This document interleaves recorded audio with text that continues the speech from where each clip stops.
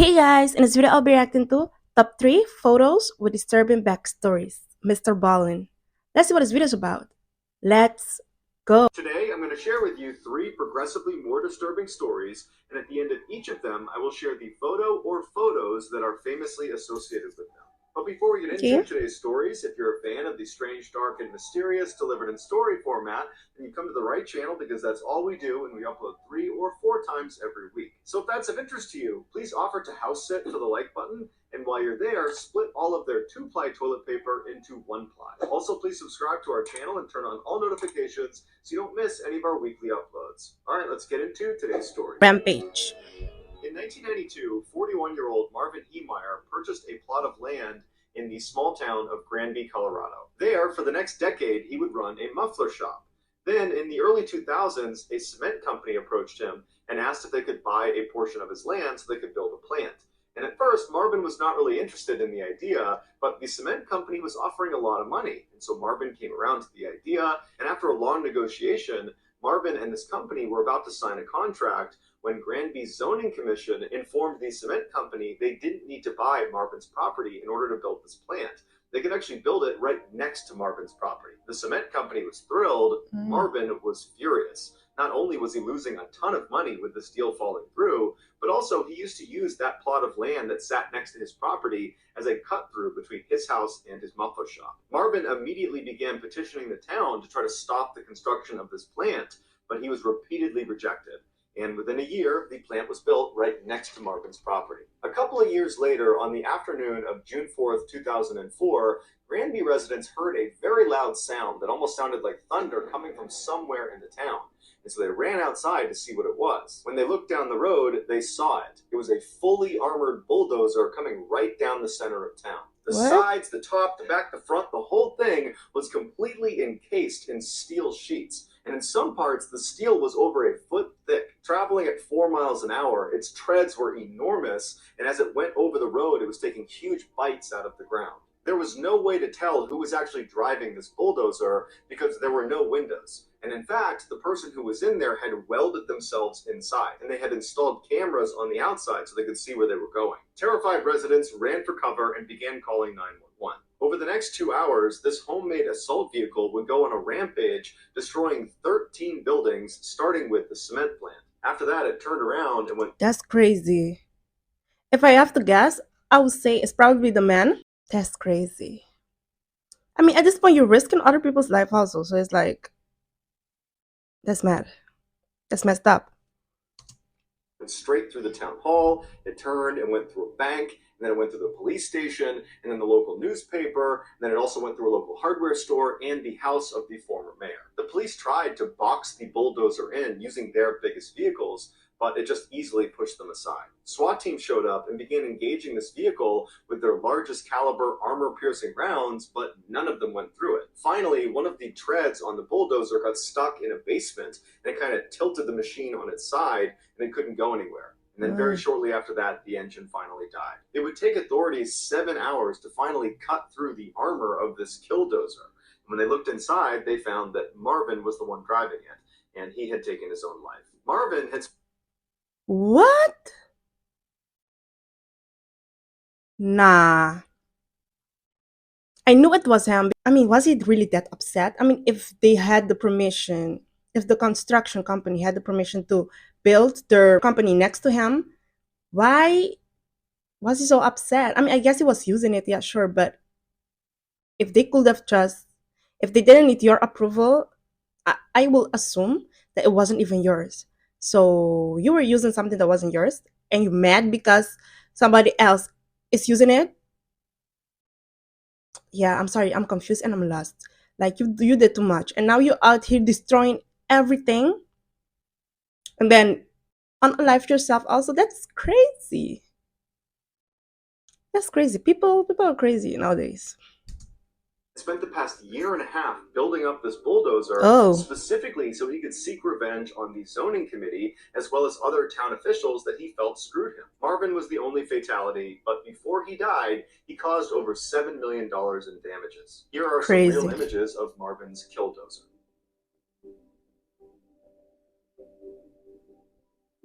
Yo.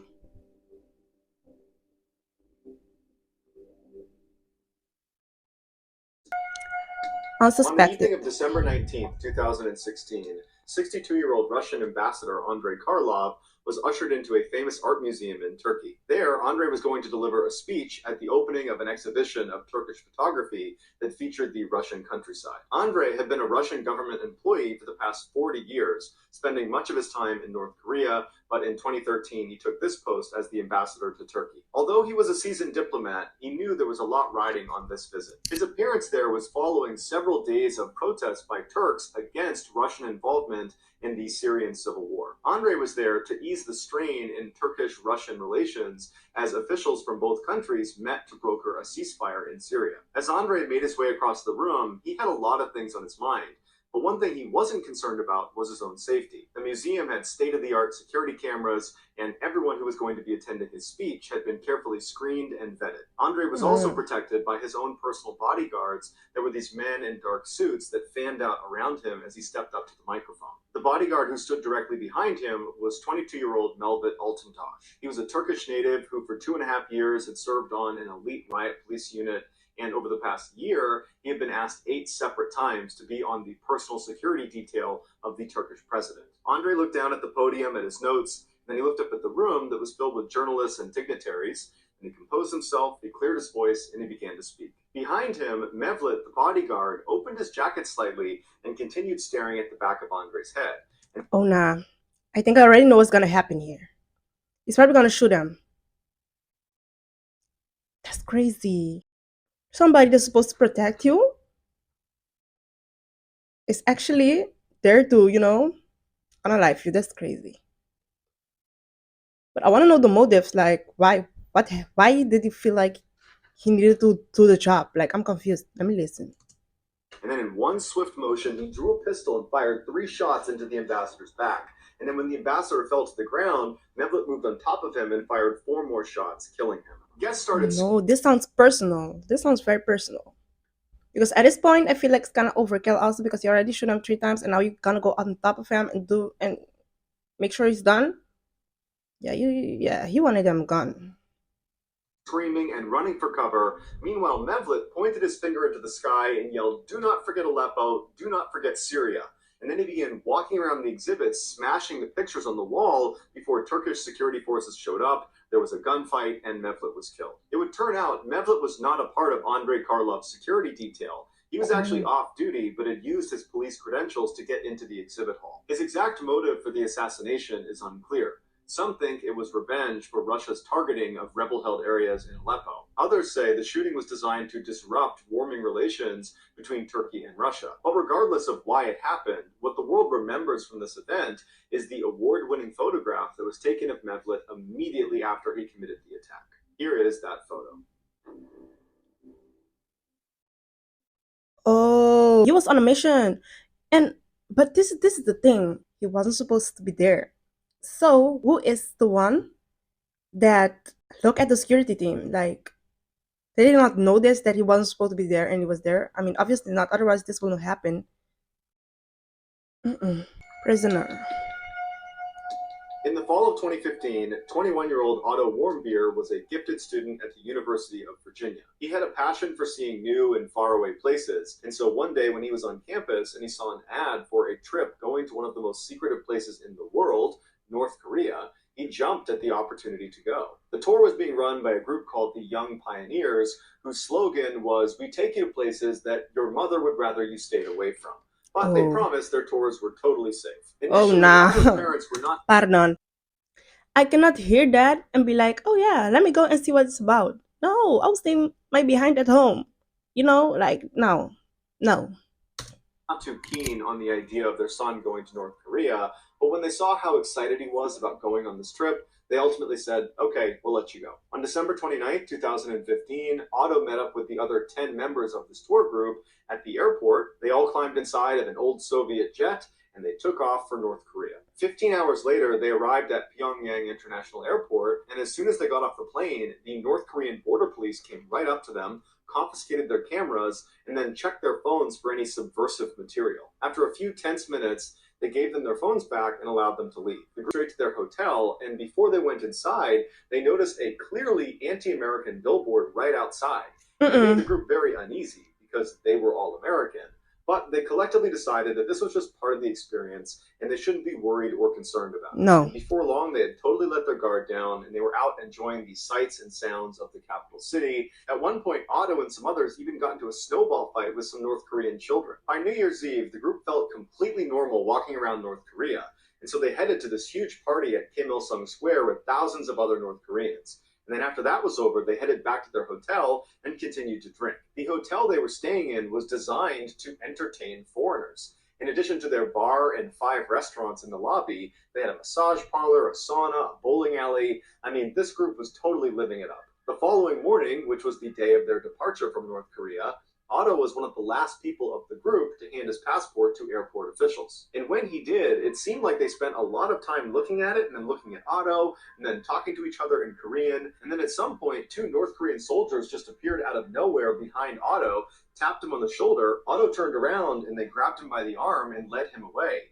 The others from the No. group that saw this happen would say, This story's, and I just have a feeling that it's gonna end bad. I'm not gonna lie, these people, they are very brave. They are very brave. Because it couldn't be me. No, it couldn't. Sorry. No. And the minute he said they kept looking at him weird and started talking in Korean, I was like, yeah, yeah. Something's about to go down. Otto didn't put up any resistance and didn't look scared. He just walked with them. Later, North Korea would release grainy CCTV footage taken from inside the hotel where Otto and the group was staying that showed this unidentifiable figure walking into a restricted area pulling a poster off of the wall. And the North Koreans were saying that figure was Otto. After taking Otto from the airport, North Korean officials said they found the poster that had been stolen in Otto's possession.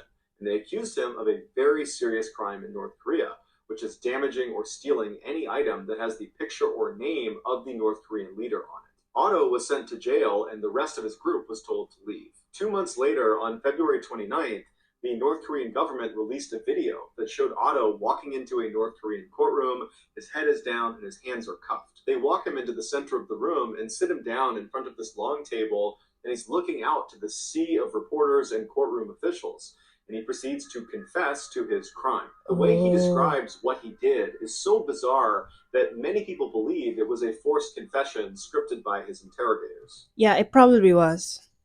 They were probably looking for somebody to blame, and he's an American, and apparently they don't like Americans, so yeah. Now, this is horrible. This is a horrible one. I know the parents are devastated. Otto says he put on his quietest boots, the best for sneaking, and then snuck his way into the hotel where he stole the poster. He claimed a local Methodist church, a university's secret society, and the American administration all collectively pushed him to do this. He said his actions Hmm? were intentionally designed to hurt the work ethic and motivation of the Korean people. And he also said he was impressed with the North Korean government's humanitarian treatment of himself, considering he was a severe criminal. And then No, after his nearly this doesn't sound right. This doesn't sound right. It's made up. They write it and made him read it. I'm convinced.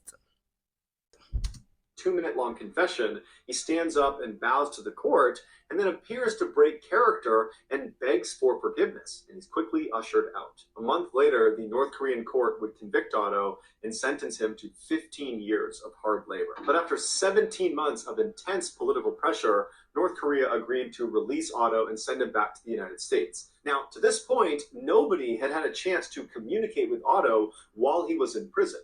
And so when he was sent back, he was not the same Otto. He had suffered Mm. some unexplained head injury and was in a coma. When Otto's parents saw him for the first time, they barely recognized him. They said it looked like his lower teeth had been moved around with pliers, and they found a What? large scar on his foot that they didn't recognize. North Korea denied any intentional mistreatment of Otto. They said he fell into this coma after contracting botulism, which is a very rare form of food poisoning that can be deadly. Once Otto was back under American medical care, doctors did everything they could to try to get him out of this coma, but there was nothing they could do. He was in a persistent vegetative state, and he had already suffered severe brain damage. And so on June 19th, 2017, just 6 days after Otto was back in the United States, his parents made the heartbreaking decision to remove him from life support. He died This is shortly sad. thereafter. To this day, no one really knows what actually happened to Otto. Here is one of the final photos of Otto while he was still alive and healthy, taken right after his strange confession. He's holding back tears and begging for mercy, but mercy would not come. I know, this is sad. So that's gonna do it, guys. If you Yes, guys, I'm not gonna lie. That last one was crazy. Like, I feel so bad for his family because none of it makes sense to me, honestly. Because it's like you claiming it's him, but how do you know for sure? And then you say you guys found the poster in his possession. Did he show the public the poster? Did he show the public the poster? Did he say exactly where they found it? I don't know. All these things are like making me side eyeing. You know these people. Like it's like, where did you find the poster exactly? If you say you found it in his possession, where exactly did you find it? I don't take part in none of this weird stuff. I just don't. Telling me, oh yeah, no, you're not supposed to be here, but yeah, just for the adventure. Pardon, not me. I'm staying home. Like I'm not doing none of the nonsense. And then the first thing they saw was an anti-American. I don't know if it was a poster or whatever it was. It's like I would be like, sorry, listen to me. I want to go back. When I see that, the first time I see it, I'll be like, take me back. I regret this. I want to go back. No. But yes, guys, this was the video. Don't forget to like, comment, and subscribe, and I'll see you guys in the next one. Bye.